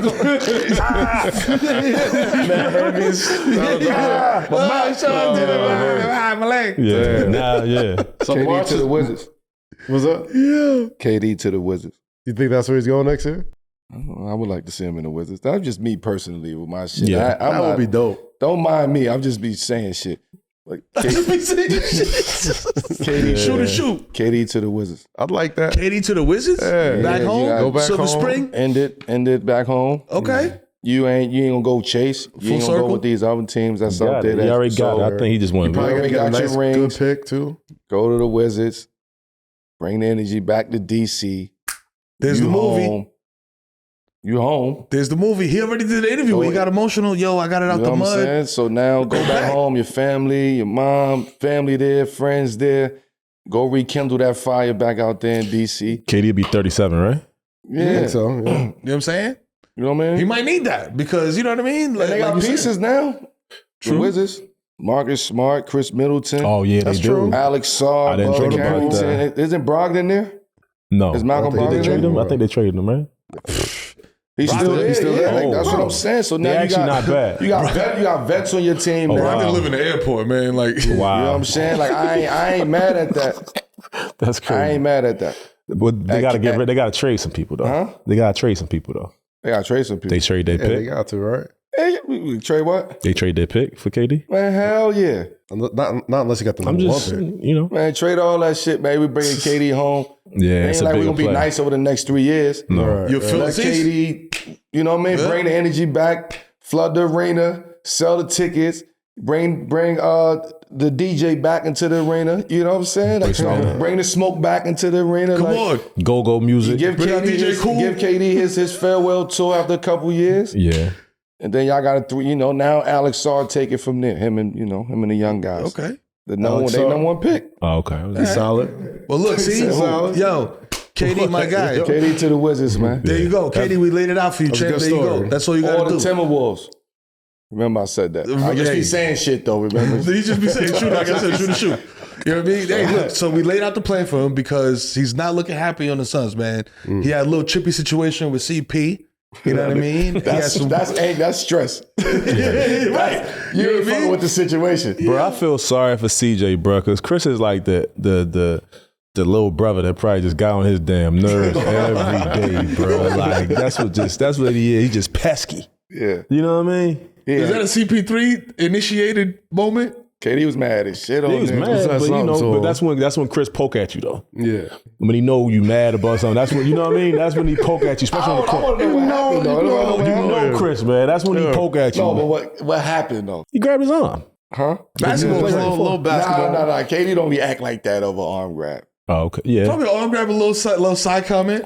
Chris said something after he grabbed his arm. You feel me? He did. Chris shoot darts. Yeah. That's what I'm saying. Y'all know. I ain't never played against a nigga. What's the type of shit he be saying? Shoot darts. Yeah. He probably said some wild shit. Squash that shit, man. I don't think that was real anyway. Yeah, that's all That was real. That was real. That wasn't real, man. You ain't gonna get him in my face like that, bro. That's real. Y'all, you and KD did. That's love. Team. That was love. That was It's the same thing. Yeah. Nah, I don't know if that situation is I like that. Oh, okay. You know what I'm saying? Me and KD was just competitiveness. Then he tried, you know what I mean? But KD, that's what, like, if you play his position, he a competitor. Like, if you do that, he gonna bark right back at you. Right. Yeah, but I'm saying CP said something. He always crazy. does. He had to. He had to. It's over though, because Chris gonna act like it never KD happened. don't react that way. KD will react walking away, saying some shit to you. You know what I mean? But talking to you while he taking the ball out, that's what KD. He ain't gonna react that way. Well, CP says some crazy But shit. you know, he also But do he say it with on the the Suns right now. He It's frustrated? different. It's frustration. Does CP say shit on the slick tip though? Or is he saying like, yo, you motherfucker, like straight in your face type shit? Or it's like you said, taking the ball out like bum ass nigga, like taking the ball out. Nah, he is a slick. CP a slick talking little motherfucker. Man. Like, he ain't saying, what you gotta say about that. man, that fucking blue hat is whack. Like, you know what I'm saying? He ain't saying that. He over here looking over here at the camera, man. That hat, that Kaz got shit bullshit. Kaz know got, like, it's that type of energy. I gotta be my hat. You look closer to my partner. You know what I'm saying? I like the hat. That's good. I like that. That's a good hat. Thank you. I needed I that. like the hat. Good hat. I don't know what was said, but that was funny as shit. It was. Because knowing KD, you know how to be some wild shit for him to react like that. Is what you're saying. And knowing CP, he was laughing and smiling and shit, pointing like, Yo, that's crazy. He like what a he li- said? little brother. You bitch ass nigga, fuck you. Gotta do something. Tall ass motherfucker, gotta do something, you tall ass bitch. Like that type of like poking, like that shit'll get you fucking agitated, bro. De'Aaron Fox is the funniest part. You lucky De'Aaron was there. Oh, we gotta stop, man. We have to That's stop. crazy. I got a flash. The Streets is Axing. So, and now it's time for us to hear from our listeners in a segment called Streets is Axing. This is where we'll answer any and all questions from members of our 7 p.m. family. This week, we have a question from Barf. Barf. That's a crazy name, bro. Right. And I've heard some crazy names, First yo. of all, Barf, before I say anything, let's see what Barf got to say. What's good, 7 p.m. in Brooklyn crew? I'm Bart Fear, super big fan of the show. Been watching since Melo was rapping Jada Kiss's verse on Throwback. Yes, so we unofficial family. I'm like the cousin that never come on the show. But to my question is, I love NBA basketball. I know y'all do. But I wonder, every time I go online, I feel like it's being talked about in a negative light. How the game isn't like it is before, or they're shooting too many threes, or this isn't what I grew up on, rather than embracing the young stars like Anthony Edwards, SGA, Tatum. How can we get the discourse back to just embracing the players we see now, and where did we go wrong? Now, that was a great question, Barfear. It's twofold. All the niggas gotta stop hating. for one. Facts. Like that's just let's just start with that. Like we gotta stop hating. We have to just accept the era that we came up in and played, right? Respect the era that we grew up on, right? Respect the game that we grew up on. Respect the players we grew up on.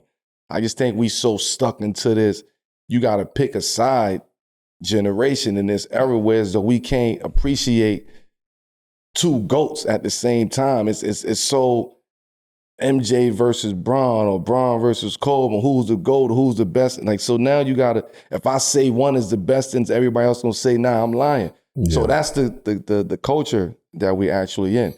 Now you have some old, stubborn NBA players, former players. Like, it just is what it is. You gotta take that shit personally after a while. It's like, yo, again about how the NBA isn't this, again about how them. Like, what about the motherfuckers that really like it? Like, there's a conversation got to be like that every single week about Hey, how man, y'all pick a side. The one dude, I think that's just they not like us. That's it, bro, and that's the shit, man. Y'all pick a side. That's the international conversation. It's like motherfuckers. It seemed like they like the shit more than we do. Yeah. Like, you know what I mean? If you pay attention to like social media and like all the shit that they saying and writing about the league right now, but it's a lot of old motherfuckers hating. Niggas be hating, Chad. It's like, I think it's more than just basketball. I just think it's money involved. Black culture in general, bro, it's everything. We're so conditioned to just be on some. Oh, that old it's shit not is as good whack. as the old shit. You know what I mean? About everything. The young niggas like, oh, that old shit is whack, and then the old motherfuckers is like, oh, that new shit is whack. Yeah. I'll give you an example. It's not even new shit. I'm a young motherfucker in my crib in my apartment listening to fucking Mobb Deep. Here come my uncle, kick the door in, throw on fucking Boogie Down Productions. This is that real shit. Yeah. I'm like, that's all right, cool, bro. though. Like, that's cool. I fucked with musically is cool. But I'm like, you ain't gonna tell me Mobb Deep is whack. You can't, but you can't. Musically, that's cool because music is an individual sport. Right. So it only could be one king. It only could be one god of hip hop and one. You know what I mean? It can't be multiple niggas up there, like because it's super competitive. That's like Mortal Kombat. Hip hop, like you gotta go up the ranks. Basketball is a team sport. So because of I'm stuck in my era and how I was taught the game and how I learned the game and what I had to go through personally, I'm so, not me personally, but I'm so stuck on what I had to go through that everything else is fool's gold. That shit is nothing. So now you got these younger guys and it happens, the cycle happens. I was saying that when I came in, niggas was saying shit about us. Before the 90s niggas came, niggas was saying shit about them. 2000, it's very repetitive. We got to leave this generation alone. Like this new game of basketball, we got to leave it alone. We're going to talk about it because we played the game, we gave it our all, and we did it at the highest level. So we can speak on it as professional basketball players who've been in the game for almost 2 decades out of 75 years. Y'all can speak on it from a fan standpoint. But now it just gets so competitive on choosing a side. I can't like MJ no more. I gotta like LeBron. I can't like Kobe. It's always, if I mention Kobe, I gotta mention LeBron. I can't mention them two in the same conversation. I can't mention Jordan and LeBron and say I like both of those guys. You know why, you can't do that.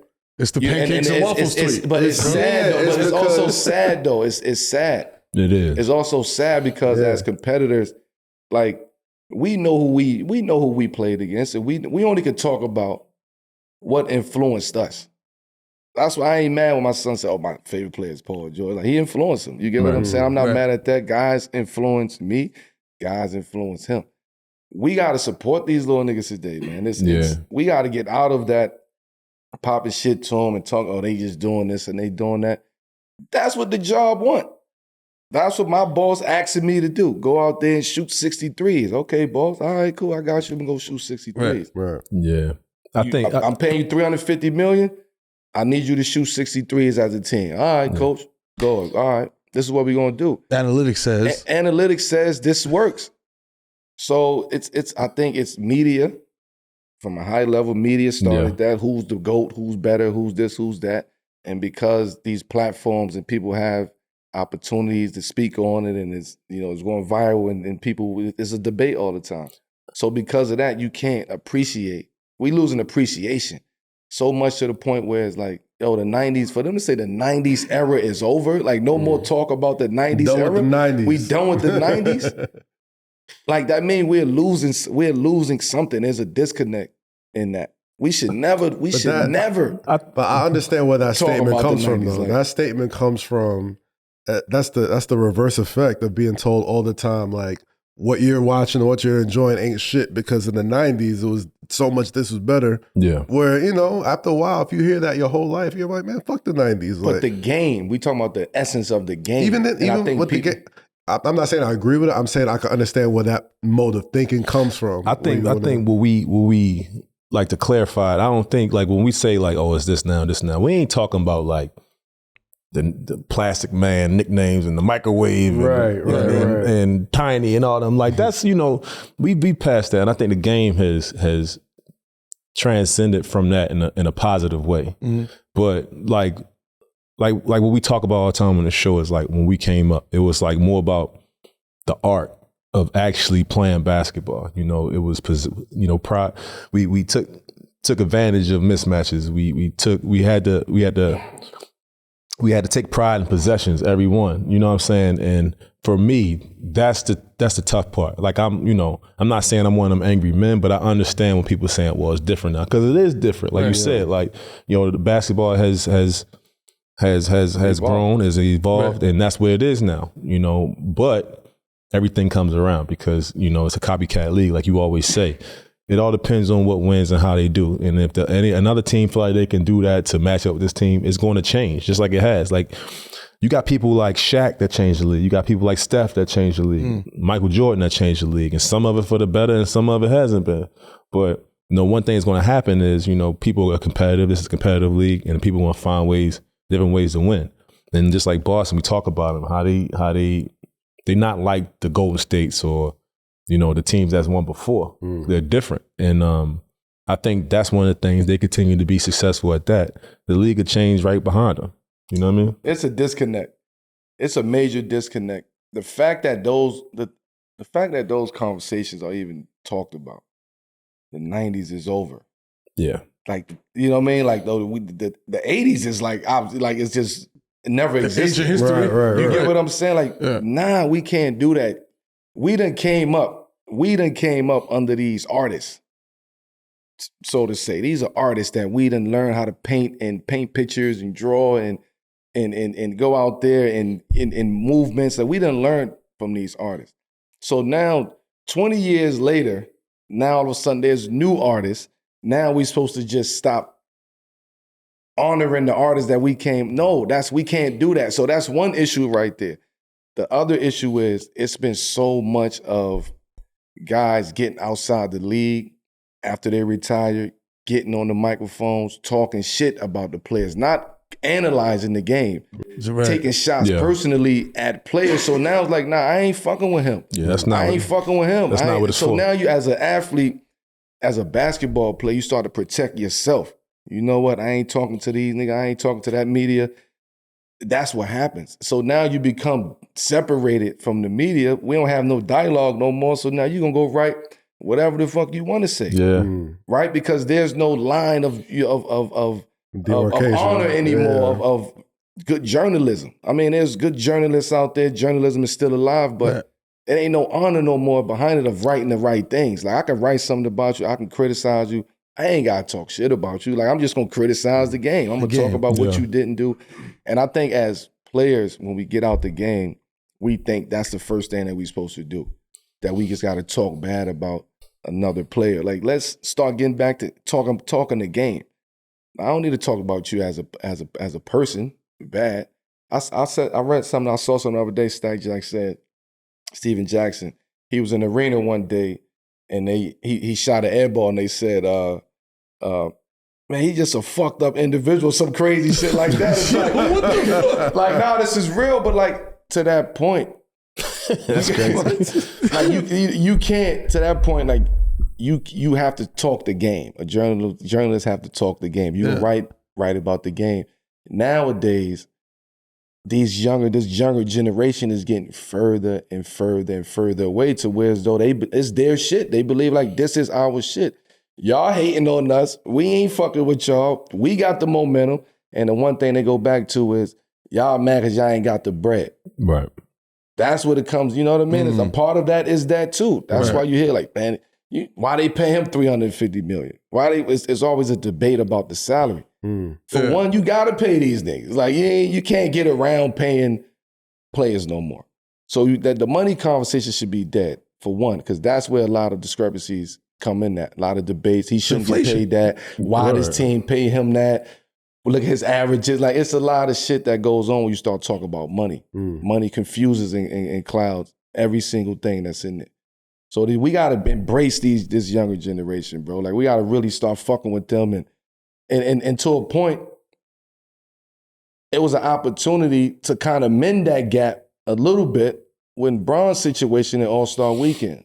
You get what I'm saying? Of giving that spot or like bringing a young nigga along with him. Right. So again, they looking at that. I'm sure they looking at that like, man, he could have did that. Why he ain't do that? So now that conversation is happening with you, your peers, your family, your friends, you outside in the club is happening. Now that narrative just starts to. You talking about him not playing? Yeah, I'm just using that. No, him not giving a spot to a younger player. Oh, okay, yeah. So I'm just using that as an example. Right. So we wonder why these young niggas feel like we don't support them. Right. You know what I mean? Like they out there on their own, to be honest with you. Who they got, like who they have? I mean, with that, with Bron, I mean, if he not playing, he don't show up. Right? Yeah, but I'm just using that as an example of like how we could start mending these gaps. Right. And I was just using that and saying that could have been an opportunity to kind of, hey, okay, I'm bringing these young niggas along. Because they already feel like you here and they here. Right. You get what I'm saying? Well, you're kind of media now, but you're going to be real media next year. You know what I mean? Doing the NBC stuff. So a lot of the narratives that you want to help, change, especially when it comes to generations or even relations between media and the athletes. Like you and, a lot of what the NBA and NBC or Amazon is going to look like has like a lot of responsibility of being like, that's a fact. We got to be able to talk about the game in a way that isn't disrespectful to the past. Yeah, like I want to talk about your mindset. I want to talk about Rudy going into a big time game. What was he thinking? What was Rudy thinking when he passed up that shot right there just to go get a back? I wasn't thinking. Like that's how I think that's what people want to hear. They want they still want to hear the true essence of the game being broke down from a player's mindset and a player's standpoint. So that I think that's what I would be bringing to them. Damn, dog. I know we got deep, but No, that was good. That shit is real. Like these young guys really truly feel like niggas don't fuck with them. Like, and it's bad and it's sad. And the results that we get from that is something like All-Star Weekend. You get what I'm saying? Like it's you see the disconnect when everybody gets together. Shout out to Barfier for that one, man. That was a great question. That's a question. Yo, that's a whole segment.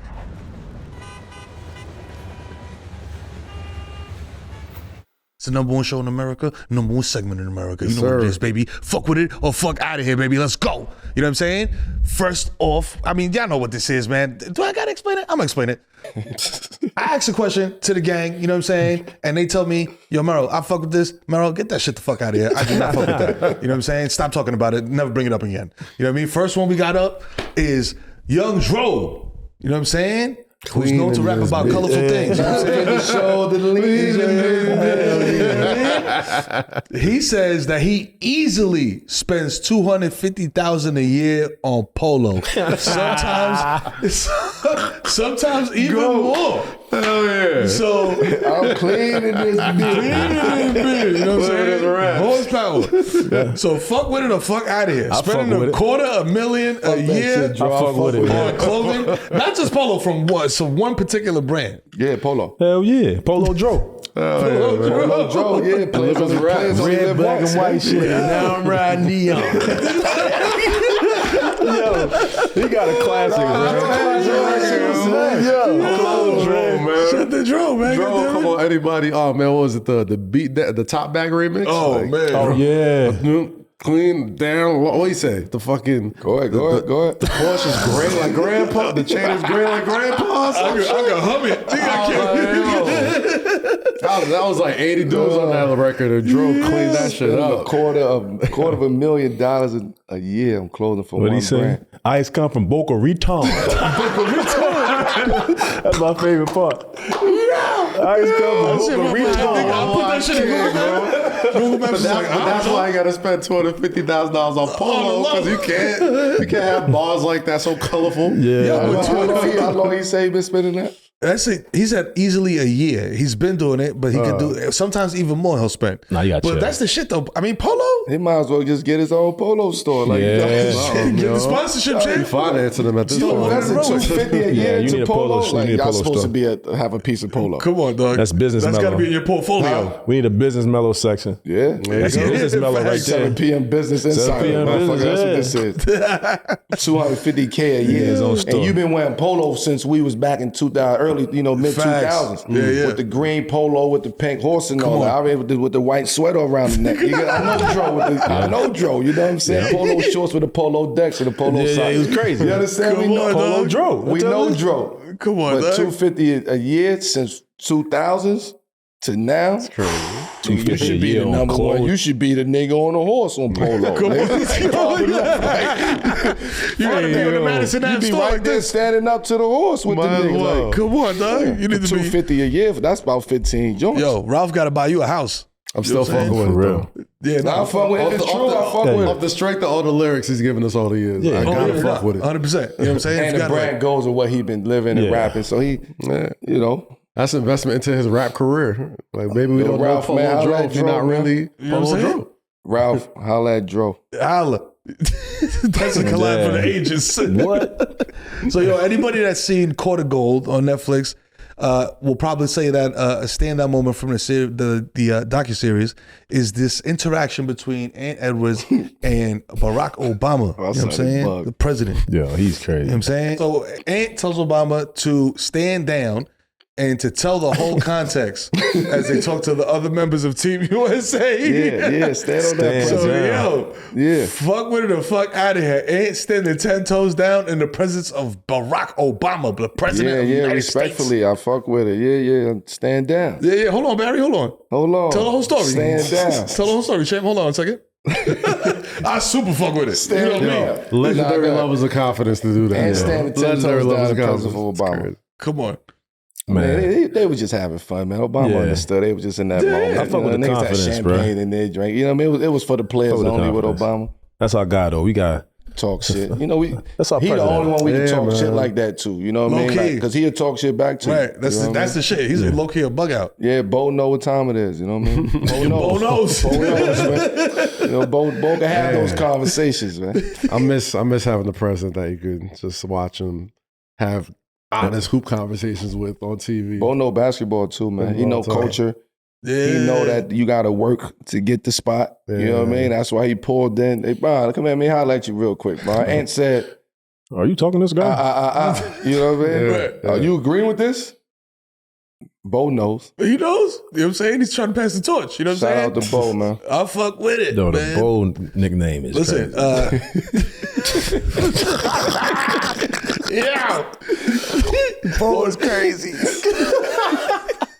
Yo, Rudy keeping the extra real this episode, goddammit. On the episode Bo of might get our shit cut off. Don't fuck with Bo. I was about I to ain't say, say like, I ain't nothing. say You nothing crazy. That's yo. our guy. That's Nah, my that's- guy. yeah, You might that's not all. approve You know that what I'm saying? nickname, though. yo, don't get Because I had tea with Bo. Call him I got a Rat. text. Tea with Bo. Hear that shit in his voice. You know what I mean? I call him Rat. Crepes.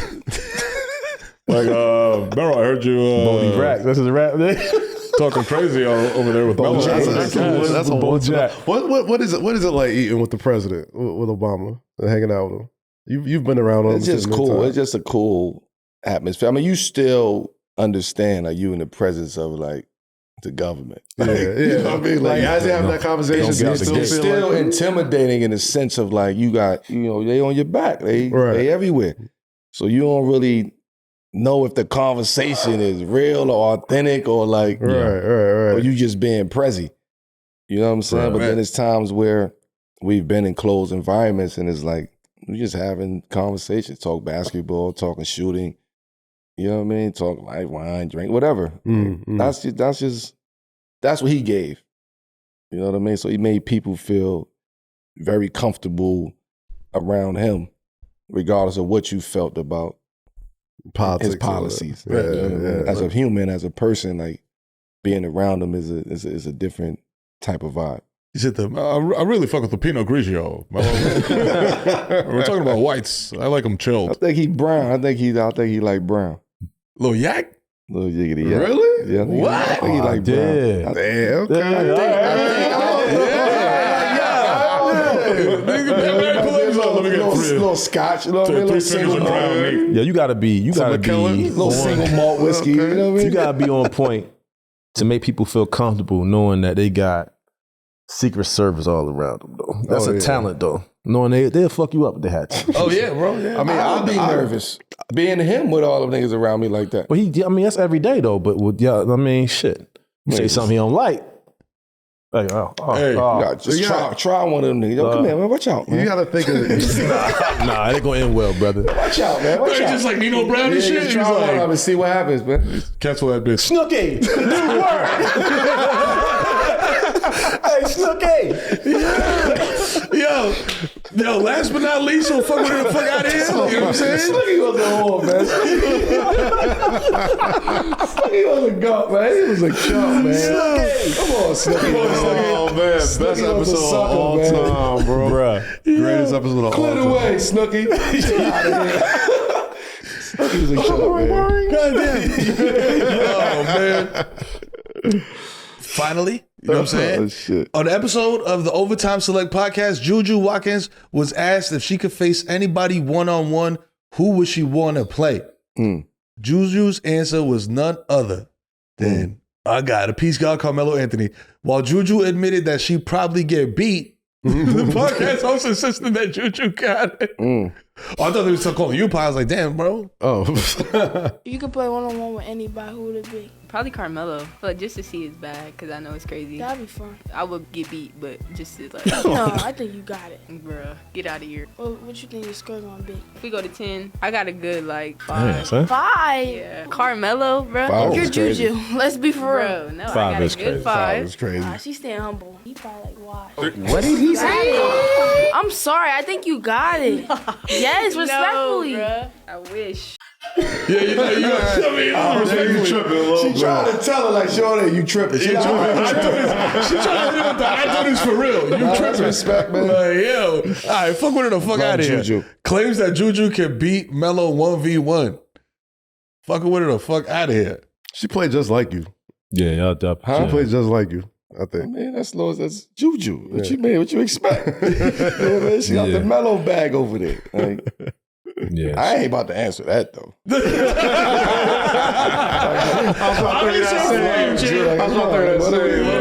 are we? I mean, listen. I love JuJu, you know what I mean? She probably get a couple, you know what I'm saying? 5 is crazy. 5 is crazy. Yeah. Nah, fuck out of here. One-on-one? Fuck out of here. Fuck out of Wait, here. games to what? 1-on-1. Hold up, though. Hold up, though. Games to what? Hold up, though. Make it take it. Who? Who get the ball first? It don't matter. Like, what the fuck are we talking about here? Come on, what What are we going? What's the rules? What you mean? We could do no dribbles. We could do one dribble. We can do 2 dribbles. Who get the ball first? It doesn't matter. What are we even sitting here talking about? You know what I mean? This guy's in the Hall of Fame, guys.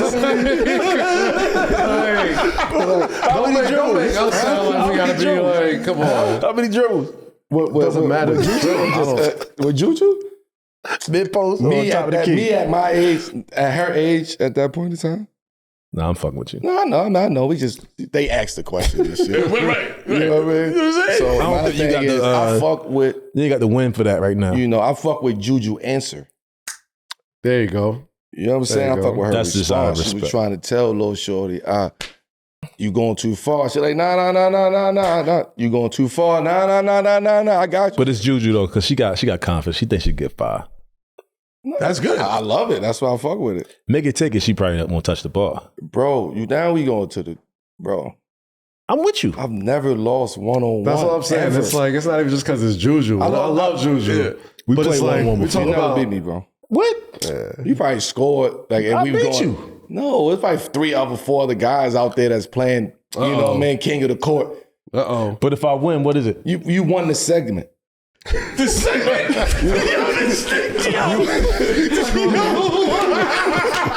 You won the, you know what I mean? The spot. Stop disrespecting my one-on-one game, son.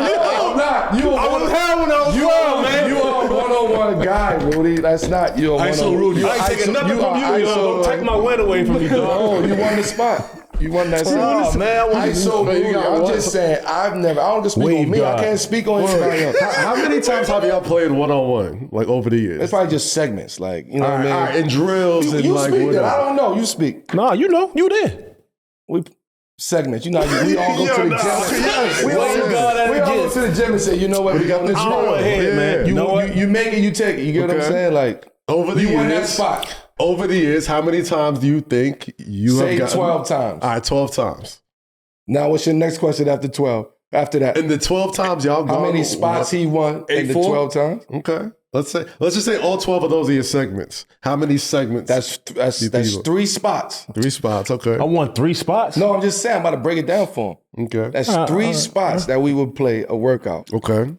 4 spots. 4 spots. So you saying out of 4 you won 2? See, his memory ain't as good. See, I check. Out of 4 did you win 2? Y'all listen to me, man. Listen to me, man. I'm gonna be honest. I love Melo, man. I got one. It's one person that ever beat me. Who was it? Besides me. No, you never beat me. Not even beat. He just won a spot. I never said my Melo, best friend. come on now. Kenny. He beat me. We was young, Okay. and it was just one spot. After that, I was so embarrassed from losing to a little nigga like that. I was embarrassed. I've never lost a one-on-one game ever after that. Melo I might have in lost one-on-one. a spot. I beat you in one-on-one, Melo. Yeah, in the spot. You scored on me. You know what I mean? You get to your little left, right shoulder. You know what I mean? I know what the fuck you doing. Hezzy pulled. I get all of that. You know what I'm doing. I know you're bad, nigga. I know what you're doing. So what? That's how I used to get niggas. No dribbles, Mero. I used to say no dribbles. Look, he just one dribble. Look, he playing to his strengths now. All right. So He coming in. I'm in the league. We gonna do what I say. All right. One dribble. Give me that win, man. Let me give him up out of this wing, bro. Give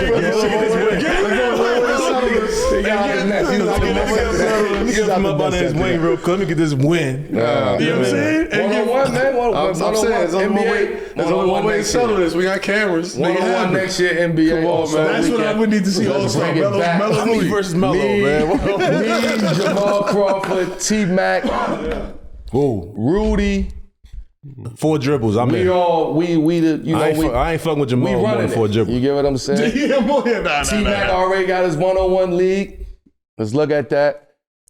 Q got the big 3. Let's look at that. Let's incorporate all that shit into All-Star Weekend next shit. One-on-one. Only the players who participate in All-Star Weekend is allowed to play in the one-on-one. That's correct. Yeah. There it is. You know what I'm saying? Yeah. All-star status. You know what I'm saying? Just like this. 3-on-3, then you got 5-on-5. You feel what I'm saying? Set it up. Don't fuck it up. All right? You know what I'm saying? That's an all-star status. You know what I mean? And I've Like, we got never an lost a all-star one-on-one game. He's squad lying. right here. Never lost a one-on-one game. lying. Never lost a one-on-one Rudy ever since letting that up, Bobby. Ever. Give me something, bro. Since a little nigga good Bobby. year for you, bro. Can I get a win? No, I said you won spots. Nah. He's selfish, bro. You want segments of the world? I've never heard this shit in my life. Niggas You just selfish.